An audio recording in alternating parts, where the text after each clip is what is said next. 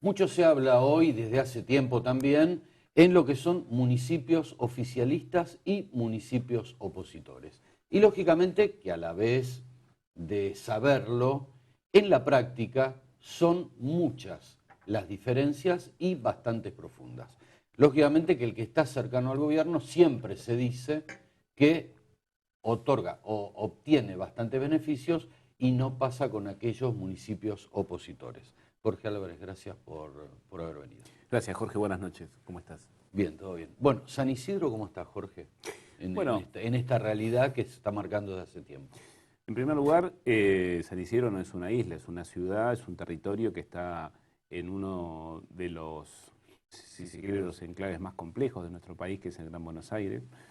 San Isidro vive y padece una situación fiscal de la Argentina compleja, que es una acumulación de recursos en manos del Estado federal. De cada 100 pesos del sector público, 75 los administra el Estado federal. 20 pesos los distribuyen las provincias y 5 pesos discuten los municipios. Entonces, en estas condiciones, la posibilidad de autonomía fiscal financiera de los municipios se hace muy compleja. A esto hay que agregarle una situación que no es menor, que es la creciente inflación de los últimos 4 años, no solo por el no reconocimiento, sino por la no acción para paliar este problema. Y las ciudades en esta complejidad tienen que resolver sus problemas fiscales, pero a la vez también brindar respuesta a una demanda ciudadana, una demanda que además es creciente de servicios que corresponden a otras jurisdicciones. Una de ellas claramente es la seguridad, pero también la salud, la colaboración, la asistencia en materia educativa y el sostenimiento del espacio público. Dentro de toda esta situación, San Isidro, por una conducta fiscal previsible, responsable en todos estos años, ha logrado nunca pasar de lo que recauda en el gasto. Entonces, San Isidro se encuentra en este momento con la posibilidad de brindar servicios, de poder satisfacer la demanda y la necesidad de los ciudadanos, pero a la vez también poder planificar y prever algún tipo de crecimiento en el corto plazo. Esos son los desafíos que tienen como ciudad, como distrito, como municipio. Mencionaste educación, seguridad. Sí, y espacio público. Me espacio parece que público. hay una cosa muy interesante para pensar como contexto general. En general, nosotros no decimos, en nuestro país no decimos municipalía, estadanía, decimos ciudadanía. Tenemos muy incorporado la noción de los derechos y las obligaciones a un territorio, una ciudad. Y las ciudades han ido cobrando mucho valor en los últimos años en nuestra economía. Qué se hace, qué se piensa, qué se desarrolla en una ciudad es clave para el desarrollo de las personas, pero también de distintas instancias de nuestra economía. En eso San Isidro tiene un desafío, tiene el desafío de, en primer lugar, no estancarse. El cambio es la constante de esta época.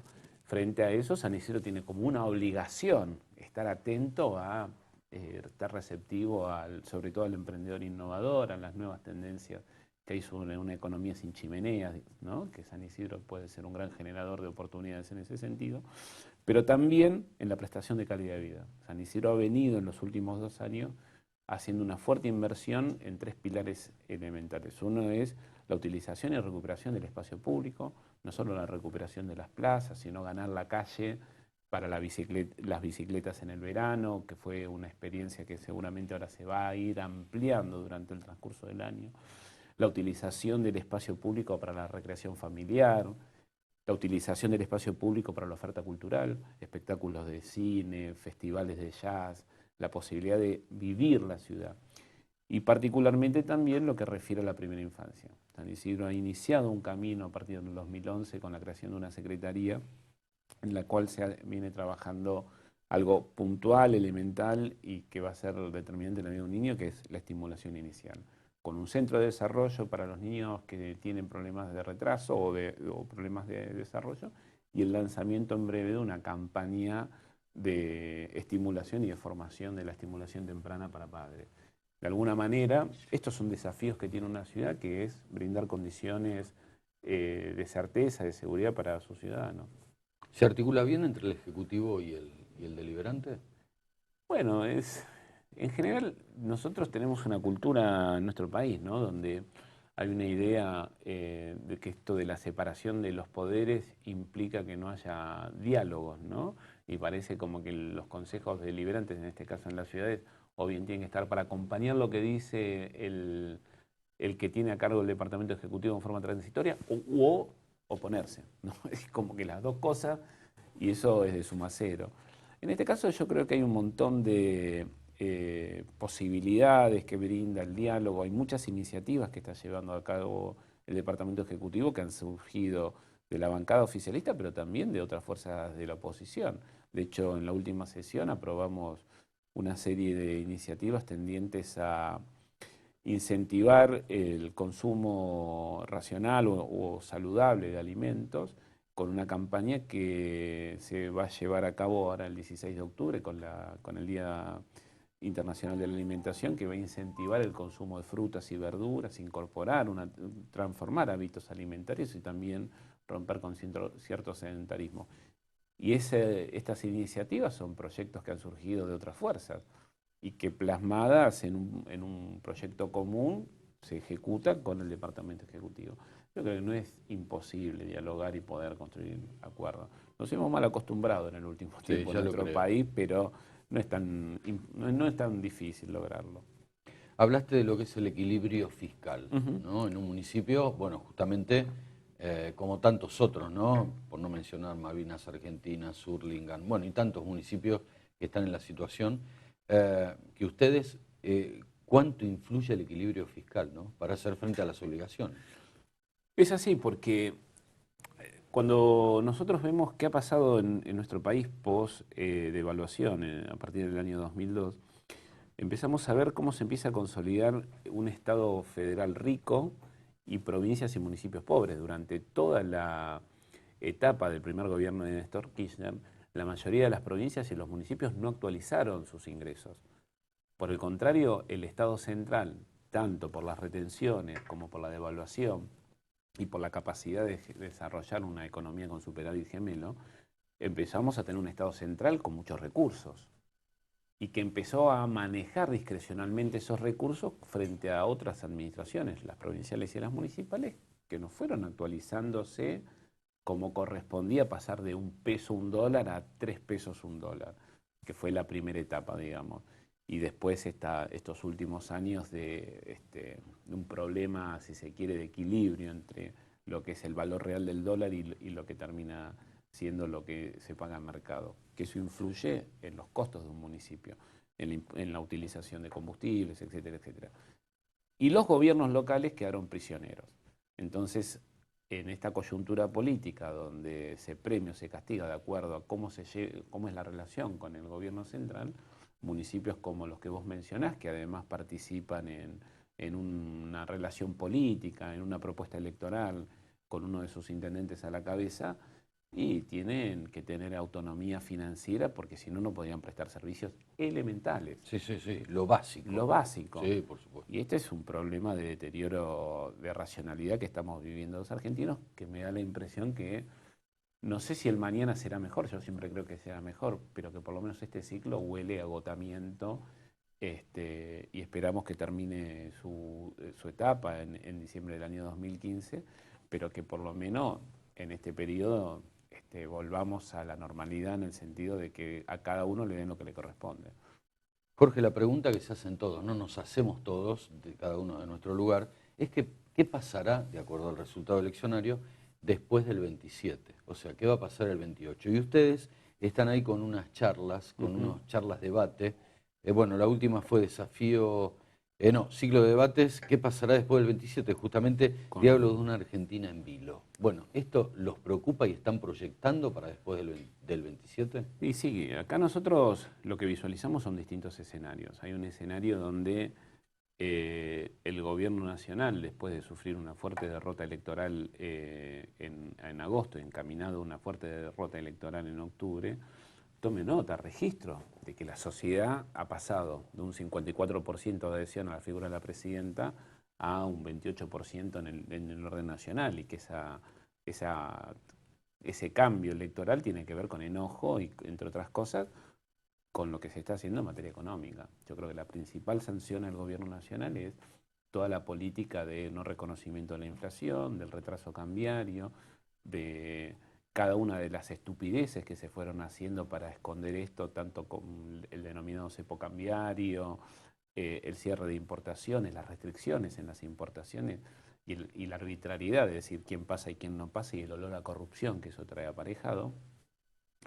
El gobierno sale de esta situación, vuelve en términos generales y iniciamos un proceso donde se le da solución al tema inflacionario, empezamos con un proceso de actualización de los valores de la economía y podemos volver al círculo virtuoso de tener un superávit gemelo que tanto en las cuentas, en el puerto, digamos, del país como en las cuentas de la administración pública se vuelva el Estado central a tener plata y no generar deuda como está haciendo ahora, y preparar una transición de cara al 2015 que lo deje bien condicionado, inclusive el propio gobierno, que yo creo que tiene, si hace esto, tiene posibilidades de ser una oferta electoral con un candidato como Scioli, con alguna otra figura un poco más moderada, pero tiene posibilidades de estar.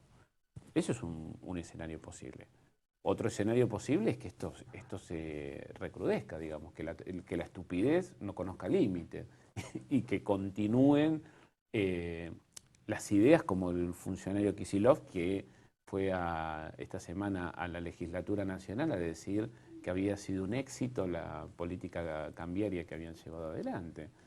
Si ese es el camino, bueno, yo creo que vamos a pasar un año que además va a estar regido, presumiblemente por lo que dicen especialistas, por una baja de los precios de los commodities internacionales, con una sequía en el sector agroindustrial que va a afectar y que va a tener seguramente un enfriamiento de la economía.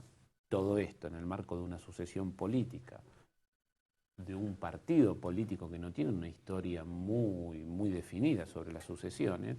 El peronismo ha sido muy traumático en esta cuestión de las sucesiones, no está la regla escrita, y ahí sí puede haber un panorama que nos preocupe a los argentinos. No veo a la dirigencia política de nuestro país, por suerte, en ningún tipo de aventura trasnochada de acelerar o desgastar o generar la posibilidad de que no se cumplan los tiempos institucionales en nuestro país, pero vemos esos dos escenarios. Frente a estos dos escenarios, la propuesta que trabaja la gestión de Gustavo Pose, la propuesta que se lleva adelante en San Isidro, en primer lugar es orden en las cuentas fiscales, tener la posibilidad de que frente a cualquier sobresalto los servicios básicos no se dejen de prestar, y por otro lado, participar en un conglomerado político que esté atento a lo que está pidiendo la ciudadanía, que es una alternativa al kirchnerismo. Recepcionar, ¿no? Que es tan importante. Recepcionar, pensamientos, ideas. En eso creo Eso que es muy importante. Enriquece eso, ¿no? Y en eso creo que ha tenido en el transcurso del año 2013 a favor Gustavo Pose, que ha sido si se quiere, uno de los voceros de la necesidad de constituir alternativas que superen los límites de los partidos políticos de cara a las elecciones de octubre, tanto en su intento con el radicalismo, con el PRO, con el Frente Amplio, que después no pudo ser parte, y en este caso con el Frente Renovador, me parece que ha demostrado que había una necesidad de catalizar la bronca. La gente, nuestra sociedad estaba buscando expresar un límite al gobierno, un límite de las aventuras trasnochadas, de proyectos de eternidad, etcétera, etcétera, y que piden mínimamente que en la discusión no sea en la Argentina si es progre o no es progre, decir A o B, sino que los trenes anden, que haya autopistas, digo, cosas elementales, que haya luz, que yo sepa cuánto va a valer la luz el año que viene, cosas que son mínimas para nuestra calidad de vida y para las condiciones del desarrollo de un marco económico de un país. Y en ese sentido, creo que hay que darle la derecha de que el hombre tenía razón. Sí, comparto eso, ¿no? Porque está mucho más allá. La realidad del mundo hoy pasa mucho más allá de una camiseta política. O sea, es lo que le corresponde y sirve en el buen sentido a una sociedad para que prospere, para que crezca, y lo que no sirve, que va mucho más allá de una camiseta política. Totalmente. O sea, eso es así. El mundo marca eso, Jorge. Sí, Esto que estás diciendo vos, ¿no? Pero pensémoslo muy sencillamente. Hay experiencias. La coalición de gobierno de Angela Merkel, que fue a la reelección hace muy poco, arrancó su gobierno con la participación de los socialdemócratas. Está bien que es un gobierno de coalición, está bien que no es un sistema presidencialista como el nuestro, pero la posibilidad de articular socialdemócratas y la democracia cristiana hace 40 años era una demencia. Ahora bien, ¿cómo se entiende la prioridad? ¿Cómo se constituye un programa político? Eso indefectiblemente requeriría muchos actores políticos. Nosotros tenemos 3 países en la Argentina, por ejemplo. Tenemos un país que es Capital Federal y Gran Buenos Aires. Ese es un país con un problema, con problemas, con una agenda determinada. Tenemos otro país que es Mendoza, Córdoba, Rosario, Santa Fe, Paraná, y después tenemos otro país que es el resto. Y esa distinción de 3 países requiere cuanto mínimo una planificación de mediano plazo. Nosotros necesitamos como mínimo en la Argentina llegar a tener 100 ciudades intermedias de 200.000 personas. ¿Para qué? Para generar medianamente una industria, para que puedan desarrollarse empresas, inversiones. No puede ser que en Argentina alguien que nace a 400 kilómetros de Buenos Aires no tiene acceso en la cercanía a una medicina de alta calidad. Y tiene que ser alguien con recursos para hacer los 400 kilómetros hacia Buenos Aires o hacia alguna de las otras capitales. Ese país nosotros lo tenemos que poner en discusión. Y eso no se hace rápidamente. No, por supuesto. Y eso requiere, por sobre todas las cosas, pensar un programa y pensar cosas de corto y mediano plazo. Y los partidos, y ese es un problema que tenemos en la Argentina, los partidos hoy son una cáscara, un sello, y tenemos una dirigencia política, es un conjunto de vanidosos con aspiraciones y apetencias de poder, y que cuando uno lo da vuelta no se les queda una sola idea. Y eso lo estamos pagando como sociedad. Y me parece que ese es nuestro mayor desafío. Gracias, Jorge Álvarez. A vos, muchas gracias. Pausa.